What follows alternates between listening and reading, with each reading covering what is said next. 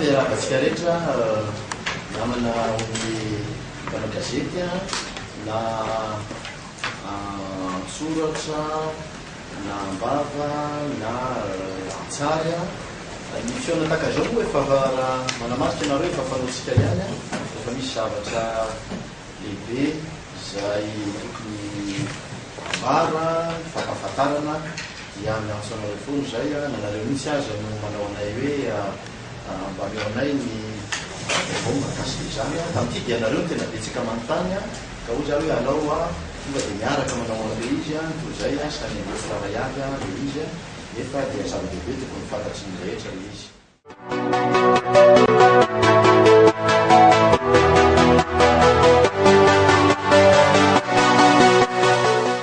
Ka raha mahakasika ny loi de finance aloha zany 2011 no resahana dia ny tiana ho tenenina dia ny hoe izy io dia ahakasika zany taona anankiray zay voamarika na zavatra anankiroa. Ny voalohany dia ny fifarana ny tetezamita satria moa zay mantenantsika rehetrarehetra efa nanomboka tamin'ny fahafito ambin'ny folo volana novambra teo moa zany ny fanaovana amin'ilay atao hoe élection voalohany zay tsinona fa le référendum zay efa hitantsika teo ny valiny ary dia mbola hitoy zany amin'ny taona 2024 zany hoe tokony faranana amin'iny zany raha ny calendrier misy amin'izao fotoana izao aloha raha tsisy mifovana ny tetezamita. Dikan'izany dia efa hiampita amin'ny repoblika faefatra zany ny firenena. Ka rehefa mandrafitra ny teti-bolam-panjakana tahaka izao dia tsy maintsy jerena zany zavatra lehibe zany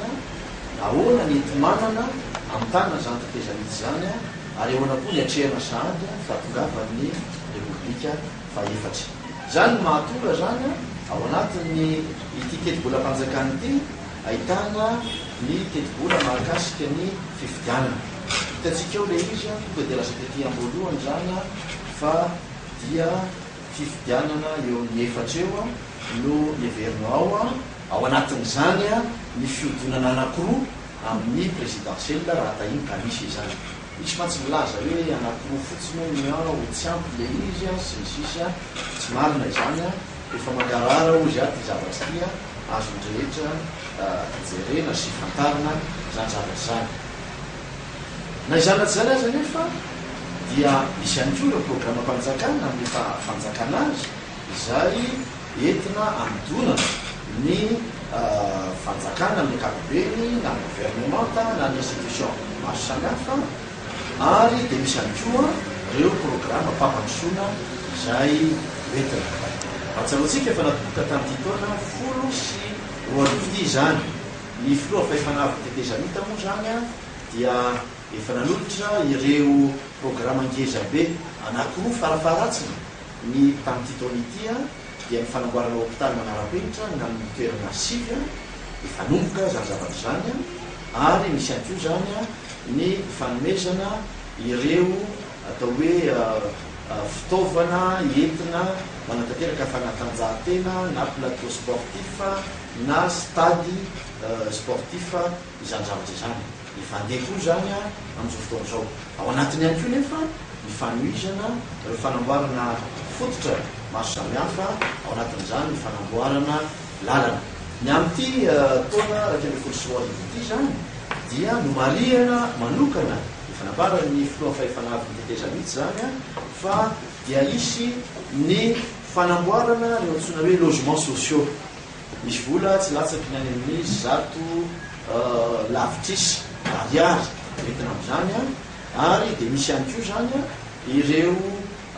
vola entina anamboarana ny sekoly aty amin'ny ambaratonga fototra zany. Io misy any amin'ny 20 lavitrisa ariary. Na izany ratsy zany dia tsy azo adinina koa zany ny vola zay natokana ho fanodinana sahady reo hôpitaly zay ho vita ivelona ho vita any amin'ny tapatapaky ny taona ambony io. Misy ihany koa ny vola zay entina hanohizana ireo programa tahaka ny tsenamora zay efa natomboka tamin'ity taona ity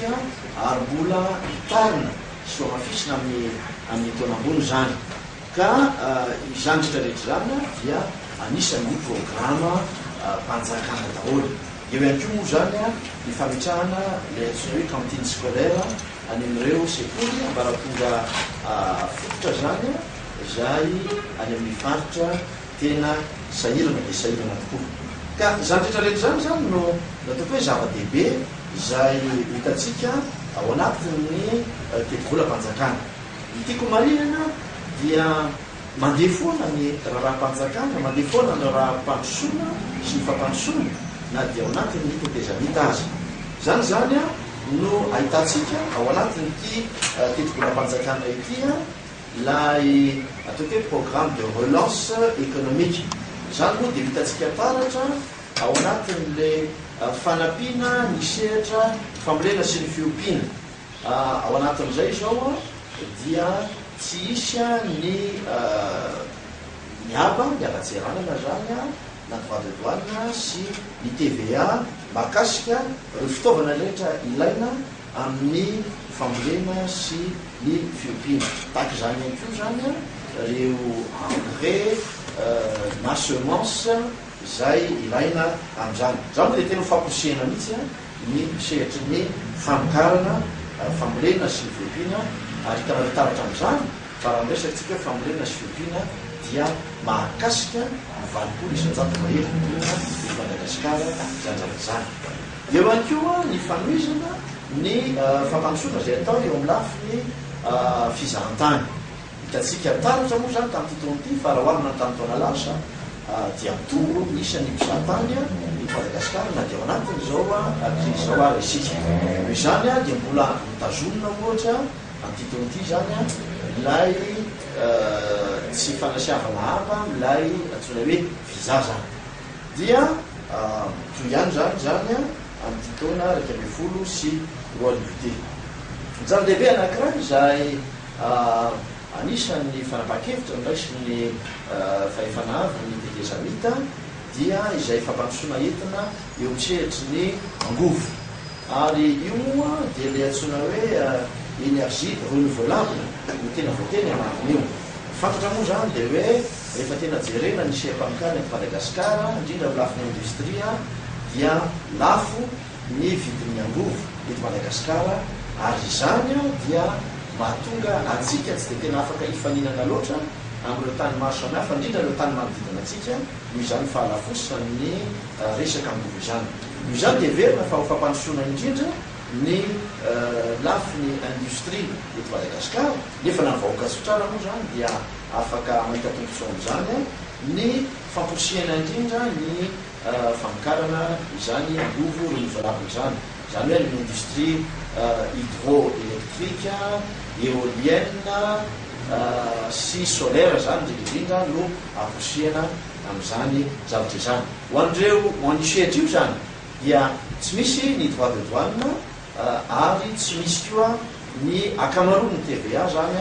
eo amin'ireo fitaovana rehetra sy ny investissement rehetra zay ilaina amin'izany famokarana angovo zany. Zany dia verina fa tena zavatra ngeza be mihitsy hoentina fampandrosoana ny firenena ary zao dia efa tompoko zany satria ny vokatra zany tsy ho rapitso akory fa mila volana maromaro mila taona vitsivitsy izany zavatra izany. Ka ahoana mety manana an'izany angamba ho isika ny mety manana an'izany moa zany raha tena marina dia miankina amin'ny tena hoe heritsika isika eto Madagasikara arak'izay vitatsika tamin'ny taona 2010 sy ity taona 2010 ity zany dia tsy misy loatra ny famatsim-bola avy amin'ireo mpamatsy-vola iraisam-pirenena. Araky ny fanalananareo azy moa zany dia notapahany zareo zany laza izany amin'ny fomba ofisialy tamin'izany fotoana zany ny amin'ny Union Européenne, ny Banque mondiale sy ny mpamatsy-vola samihafa. Tiako tenena nefa dia hoe ilay zanatsy zany tamin'ity taona 10 sy 2010 ity satria sady manao jery todikitsika no mijery makany aloha dia misy ihany ny famatsim-bola izay mety ndre mbalavefon reny fa ilay amin'ny lafiny antsoina hoe humanitaire na social zany. Misy ihany fotodrafitrasa izay vatsimo zareo saorana amin'izany ohatra ny tahaka ny hoe BAD izay tsy nitsara mihitsy ny famatsiana ataony nefa ny zarikoara dia namatsiana zavatra vitsivitsy ny ao amin'ny banque mondiale zany. Ka ny amin'ny fotoana ity zany dia mbola nifizana ihany zay politique zay satria hatramin'izao moa zany dia mbola zao fotoana resatsika zao mbola tsy misy le reconnaissance internationale noho zany dia tsy afaka tena tonga dia napiditra ny fisiny famantsiam-bola avy any ivelany rehetra izahay. Misy kely dia kely ihany zay nataona eo any amin'ny 25 millions $, any zany reo moa dia heverina fa mety famantsiana rehetra zareo amin'ny resaka fifidianana satria efa izay maninona moa atao ao zavatra zany. Fa rehefa famantsiam-bola kosa amin'ny lafiny maro samihafa zay nataony zareo ka mitoy dia nampidirina ihany koa ao anatin'izao teti-bola panjaka amin'izao. Zavatra anankiray izay tiako marinana satria fanontaniana mipetraka foana moa zany hoe ahoana moa ny lafiny fitsinjarana ny fahefany ity na le décentralisation efa misy vola zay natokana amin'izany ve. Tiako tenena amin'le izy fotsiny dia ny hoe ao anatin'le lalam-panorenana zay misafidiny vahoaka farany teo dia mazava mihitsiny zany ny fipetrahany zany lafiny fitsinjaram-pahefana zany. Ary famaritana moa zany reo ataoko hoe structure zay mifanaraka amin'izany. Ka izy io moa ny tsaram-baraka ambany dia zao hoe izy io tsy hoe miteny androany hoe apetraka ny fitsinjaram-pahefana dia raha pitsy dia mipetraka io zavatra io. Tsy maintsy mandeha mendalana zany. Misy fanadiadiana, misy débat tsy maintsy atao amin'izany zavatra zany na eo amin'ny lafiny atao hoe fitsinjaram-pahefana administratif na eo amin'ny lafiny fitsinjaram-pahefana indrindrindrindra ara-bola satria ny atsika moa dia zay amin'ny ara-bola ny tena mahakasika atsika zany. Ny natao aloha amin'izao voalohany izao zany dia nampitomboana le atsoina hoe transfert zay mandeha any amin'ireo collectivité décentralisé ireo. Tamin'ny heritaona eo amin'ny 45 milliards d'ariary eo izany transfert zany amin'ny taona 2014 ho avy zany dia eo amin'ny 85 milliards d'ariary eo izany vola zany. Mbola hojerena moa zany ny fomba hitsinjarana an'izany nefa zany dia efa dingana voalohany sady ho amin'ilay fitsinjaram-pahefana zany. Io moa zany araka ny tenisy teo dia hoe tsy maintsy mbola hojerena gouvernemanta sy ny lafiny kevitra maro samihafa ny fomba anaovana anjanjavatra zany nefa araka ny tenisy dia hoe manetsikelikely izany zavatra izany fa io tsy azo teleko masaka tahaka ny voalinjaza. Raha izay no ataoko hoe sasiny amin'ny ankapobeny raha tahiny ka hiditra amin'ny taremarika isika zany dia azo lazaina fa amin'ny taona 2024 dia isy fitomboniny arikare-pirenena amin'ny ankapobeny. Angamba ny le atotanisa araka ny teko taminareo hoe na azonareo jerena any amin'ny lay sikitsika le izy nefa diobeka any ny atotanisa amin'ny ankapobeny fa maro le izy angamba tsy izy rehetra ny tenenitra dia hoe le antsoina hoe PIB zany na arikare-pirenena amin'ny ankapobeny zany dia hitombo amin'ny taona 2024 satria dia tafakatra any amin'ny 20,174 milliards d'ariary io PIB io zany. Zany hoe raha jerena nanomboka tamin'ny taona 2024 na dia tao anatin'ny crise ary isika dia mitombo kelikely ihany io PIB io. Tamin'ity taona 2024 ity dia mitombo izy io satria dia ny antsoina hoe taux de croissance sika tamin'ity taona ity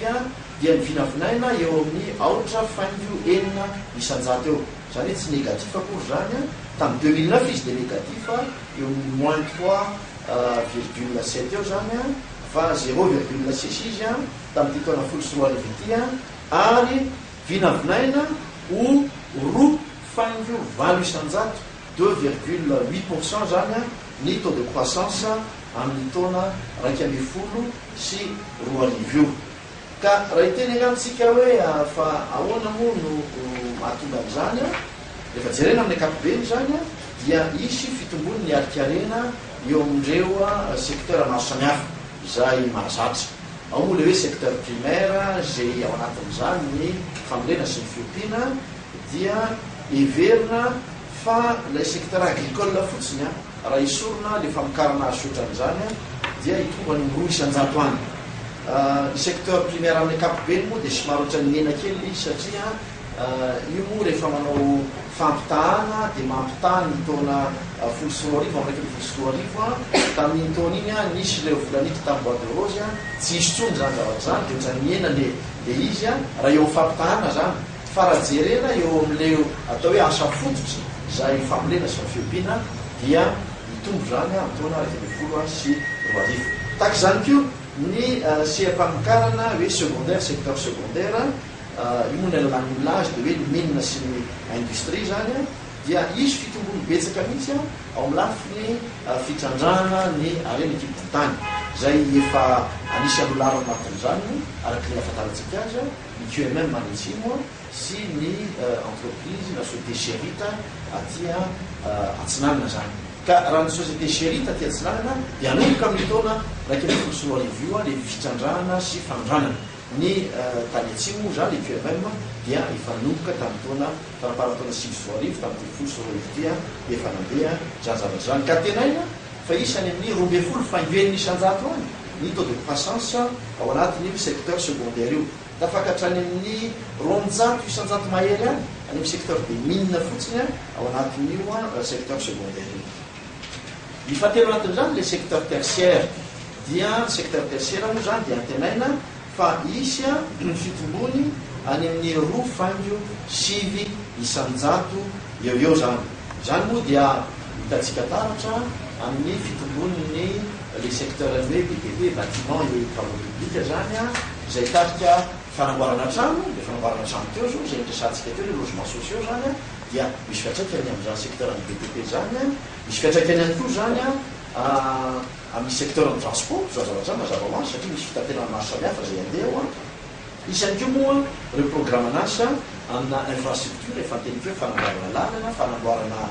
trano sekoly sy ny sisa zany rehetrarehetra zany dia mitarika fitombona arena eo amin'io secteur tertiaire ao anatin'izany tsy azo adonina ny secteur ny télécommunication moa zany zay efa mandroso tokoa eto Madagasikara efa tafiditra le fibre optique ny backbone efa tafapetraka dia mitarika fitombona zany ary ny tiako ambara dia zao raha miresaka tsika hoe taux de croissance tsy resaka isa fotsiny zany zavatra zany anotanisa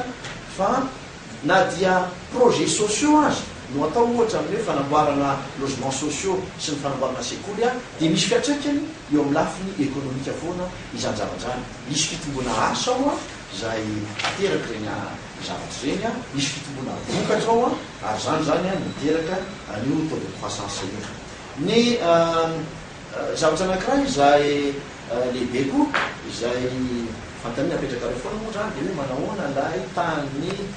fiakarany vidim-piainana le taux d'inflation zany io moa dia tiana manambara fa raha ny vinavina zay apetraka amin'ny taona raiky amin'ny folo sy roa arivo dia eo amin'ny fito faingoeniny isan-jato eo izy io any amin'ny faran'ny taona raiky amin'ny folo sy roa arivo hoarina am'izao faran'ny taona zao eo amin'ny sivy isan-jato maherikely eo izy io atenaina fa amin'ny herintaona io zay hoe amin'ny herintaona tiako manao ty fanamarena ity zany dia isy any mety ho stabilité raha ny vinavina eo amin'ny lafiny famokarana ravary sy eo amin'ny pétrole fa ny am'izao fotoana zao aloha dia hita zany raha miresaka pétrole isika fa somary miakatra ny vidina sotika am'izao fotoana zao eo amin'ny tsena iresa-pirenena efa tafakatra hatrany amin'ny 80 $ any ny baril am'izao fotoana zao no miantony maro samihafa hitatsika fa minakatsika be any Europe am'izao fotoana zao raha tsy resaka atsika Frantsa fotsiny tsika zavatra zany dia miteraka fitombony ny fandanina rehefa mitombo ny fandanina dia mitombo ihany koa zany ny filanana le izy ary dia mazava ho azy fa mitarika fitombon'ny vidiny koa zany zavatra zany dia zany moa mety isy fiatraikany ihany koa zany tsy maintsy arahantsika maso aty amin'ny firenena rehetra tahaka atsika eto Madagasikara ny tarehimarika tsara ho fantatrareo koa ngamba dia ny hoe manaona le taux de pression fiscale taux de pression fiscale zany dia miakatra izy amin'ny taona raiky amin'ny folo sy roa arivo io raha folo faingo dimy isan-jato izy tamin'ity taona folo sy roa arivo ity zany dia hiakatra eo amin'ny 150 izy io. Ny fanontaniana mety apetraka re dia hoe kely ve zany sabetsaka. Raha tena marina iverena kely rehefa avy eo moa zany zavatra zany dia ny hoe isika dia tsy mampakatra mihitsy ny tany na le taux zany ampiarina amin'ny impôt. Tsy mampakatra isika ary tsy manisy impôt vaovao koa isika. Zany mba zava-dehibe mihitsy tsara marihana fa ny atao zany dia ny antarana le aimbaintainy na le hoe assiette fiscale zany. Ka io moa ilaza isika hoe avy na iva tiako tenena fotsiny hoe io raha ampitahaina amin'izay efa vinavina nataony fa mpamatsy vola teto amintsika hatramin'izay dia mbola lavitra par rapport zany amin'izay vinavina zay satria raha vinavina zareo tafakatra amin'ny 5 na 20 isan-jato zany zany taux d'impression fiscale zany. Ka raha eo amin'ilay fampidiram-bola kosa sy famoaham-bola no jerena zany dia oza hoe antenaina fa isy fitombona kely ny vola zay azo avy eo amin'ny etra sy ny fahatiaranana zany moa zany dia noho ny fanitarana izany le antsony hoe assiette fiscale izany ary ho fanatsarana ihany koa zany ilay fomba fitantanana ny fangalana ny etra eo amin'ny lafiny amin'ny douane zany.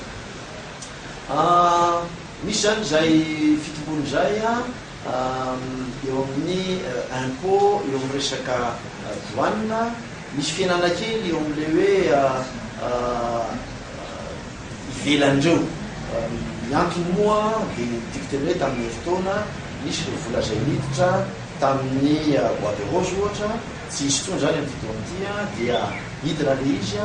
tamin'ny taona 19 teo koa dia misy le vola miditra tamin'ny fantatsika le hoe visco zany misy any amin'ny 100 lavitrisa ariary any zao zany dia tsy misy aloha ny tahaka an'iny zany zany dia reny ataoko hoe rubrika hafa reny zany dia somary misy fianana fa raha amin'ny ankapobeny zany ny etra sy ny douane dia misy fitombony kely any na dia ao anatin'ny krizy ara satria ifantadiavina daholo ny hevitra rehetra zay entina anatsarana amin'izany. Fandaniana kosa dia mbola tazomina hatrany ny ataoko hoe le foto-kevitra lehibe eo amin'ny lafiny ny fandaniana dia ny politika ny fitisiana zany sy ny politika ny fahaizan-tantana. Moa zany le bonne gouvernance sy le hoe austérité. Misy moa milaza hoe austérité nefa mitombo ny vola miditra, mitombo ny fandaniana, mety mitombo kely ny vola miditra nefa dia ny fandaniana zany tsy maintsy jerena tsara ny enti manana zany fandaniana zany. Raha miresaka zay hoe austérité ny tena tiako marihana dia hoe le austérité dia tafiditra indrindrindra tao amin'ny fonctionnement. Misy rubrika samihafa tsinonao hoe solde zany hoe le karama sy ny retraite sy ny sisa sy ny indemnité misy le rubrika hoe fonctionnement hors solde dia misy le rubrika anankiray ngezabe hoe investissement. Tao anatin'le rubrika faharoa hoe fonctionnement ny ministère sy institution maro samihafa zany no tena niaran'le politika ny fitisiany indrindrindrindry ary tamin'ity fotoana 10 ity zany zany fitisiany zany dia nahazahoantsika zany mitsitsy vola hatrany amin'ny 550 milliards d'ariary any hitantsika amin'izany fa afaka mitsitsy amin'izany isika na dia tsy nisy ara ny vola avy any ivelany ary zay vola mba azotsika avy amin'izany ny ampahany amin'izany dia nentsika nanaovana politika mpamandrosoana na lay investissement zany. Ka raha fitinitro zany dia ny hoe fitsitsina fahaiza-mitantana zany no hibaika atsika ary hitondratsika any amin'ny politika ihany koa zany na investissement. Efa voalazako teo moa zetrarehetra fa raha fitinitro fotsiny zany le izy dia ao ny fanohizana reo asa tamin'ity toan'ity fanamboarana hôpitaly sy ny complexe sportif maro samihafa, fanamboarana logement sociaux, fanamboarana ny sekoly, fanohizana ny tsenamora, fanaovana ny cantine scolaire ary sy ny sisa fanamboarana lalana fa dia reo moa zany raha fitinina amin'ny ankapobeny ny zavatra atao. Zany hoe ao anatin'ny le élection tsika dia misy ny rubrika mba ny élection nefa koa araka zany azavako azy zany aminareo dia misy ihany koa zany ny politika mpapandrosoana izay mipetraka mazava tsara eo anivon'ny